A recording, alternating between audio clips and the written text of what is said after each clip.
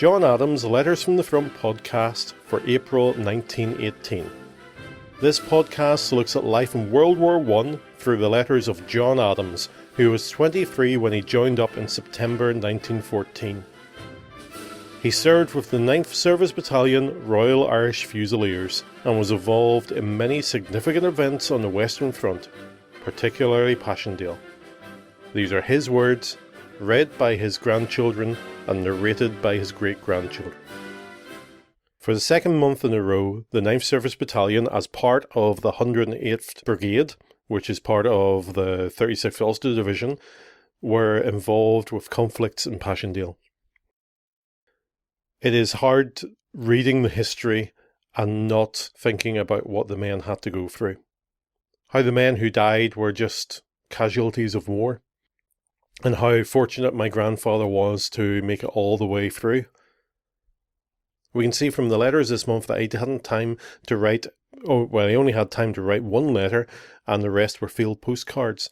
And even in that letter, it's quite short, because what do you write home about the battles, about the trenches, about the shells and the bullets flying?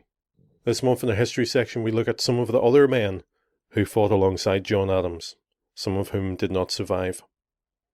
My name's Mark Adams, and John Adams was my grandfather. By the 7th of April 1918, there was another ambitious German offensive to separate the Allied forces and gain ground at Kemmel Hill, the Kemmelberg, a height from which the whole area south of Ypres and west of Lille might be overseen. The 36th Ulster Division sent one of its brigades, the 108th, to take defensive position around Kemmel. This included the 9th Royal Irish Fusiliers, with Sergeant John Adams among them. We could spend time, as we did last month, detailing the movements of troops, the back and forth battles, little sleep due to the nightly shellings, and time spent in collapsed trenches with nothing but bayonets to dig with.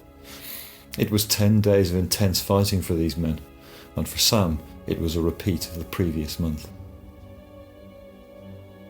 This month, we will look at 3 men who are detailed in Nick Metcalf's Black Earth Boys. Some died not because they were poor soldiers or lacked bravery, or were foolish during the battle. They died because that is what happens during war. Men die. They could be good men or bad men. The bullet or shell knows no difference, and each one could have been John Adams. But that was not his fate this month. On the 12th of April, Lieutenant Sid Morgan died. He joined the US Army in September 1917 and, with a number of his contemporaries, had been seconded to the British Army to gain experience and to help reduce the shortage of battalion medical officers. He had distinguished himself working with the wounded in harsh conditions during the long retreat in March. This American medical officer was part of B Company of the 9th RAF, tending to the wounded with 2 stretcher bearers when he was hit in the leg. As he was being placed on the stretcher, a shell killed him and buried one of the stretcher bearers. His presence right at the front seems to have been typical of the man. At one point during this time, Sergeant Robert McBride realised that there were no more officers left in B Company and rallied the remaining men and led them forward for a successful counter-attack. That evening, Sergeant McBride went out from the trench 3 times under very heavy fire and rescued 3 wounded men. On the 15th of April, Captain Crosby died. With 2 platoons from C Company, he was sent to plug a gap to the left of the battalion. This outpost position was heavily attacked and surrounded. Few of the men got back unscathed. Crosby was severely wounded and died at a dressing station later that night. He had been with the 9th RAF for little over a year. He was 20 years old and had won a military cross during a raid in November 1917, and was awarded a bar a few weeks before he was killed. He had enlisted while studying medicine at Queen's University Belfast and was from Portadown. The 108th Brigade were relieved at Kemmel Hill on April the 18th after 11 days of almost continuous fighting. Because they were committed so quickly to Kemmel in April, so soon after the retreat from St Quentin in March, those of the 1st and 9th Royal Irish Fusiliers and the 12th Royal Irish Rifles were in much worse condition than those in the other brigades of the Ulster Division.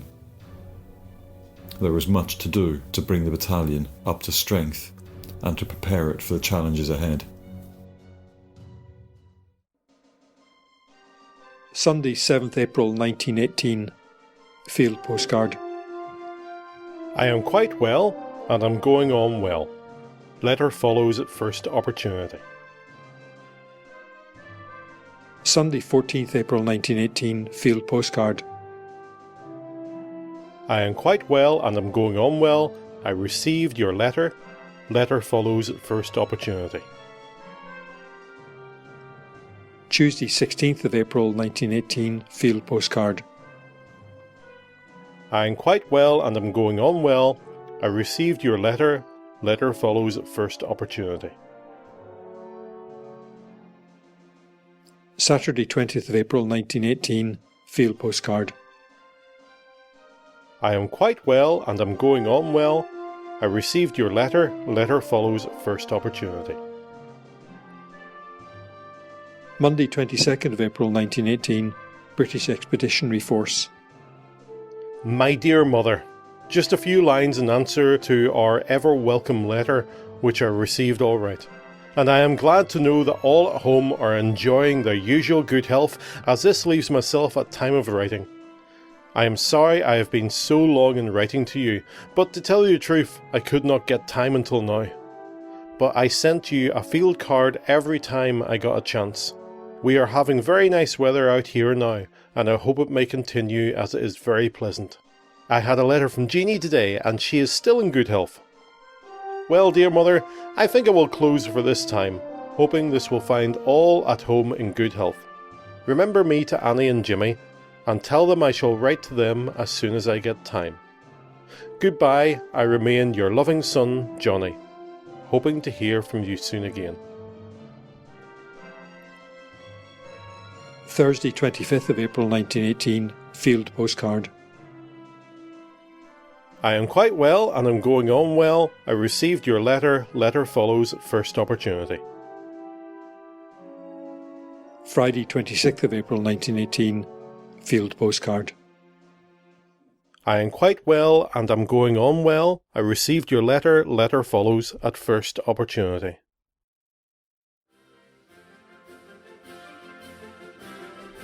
Thank you for listening to John Adams' Letters from the Front podcast. To find out more about John Adams and his family, visit www.johnadams.org.uk/letters. The history of the 9th Service Battalion, Royal Irish Fusiliers, during World War I is taken from the Blackers Boys.